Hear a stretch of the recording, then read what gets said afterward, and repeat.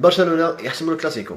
السلام عليكم. حسم برشلونة مواجهة الكلاسيكو ليبتعد في صدارة الدوري ويوسع الفارق إلى 7 نقاط على ملحق ريال مدريد.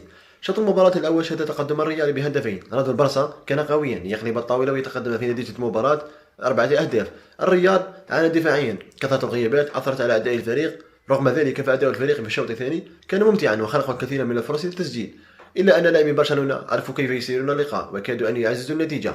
مباراة أخرى وليتأخروا فيها البرصا في النتيجة، فيبدو أن لاعبي برشلونة اعتادوا اللعب تحت الضغط. ففي آخر 4 مباريات لبرشلونة يتأخر البرصا في النتيجة، إلا أنهم يعودون ويقلبون النتيجة لصالحهم. عن الكلاسيكو الأخير لكارلو أنشيلوتي بعد تأكد مغادرته للنادي مع نهاية الموسم متجها إلى البرازيل. رغم الموسم السيء للريال تحت قيادته، إلا أن المايسترو كارلو أنشيلوتي يعد أيقونة في عالم التدريب. برشلونة حسم الكلاسيكو واقترب من حسم الليغا مع تبقي 5 جولات فقط. الريال ضيع آماله في التتويج باللقب، فهل سينتهي سباق الليغا مبكرا أم أنه سيتواصل للجولة الأخيرة؟ اكتب رأيك في التعليقات ولا تنسى الاشتراك في القناة ليصلك كل جديد.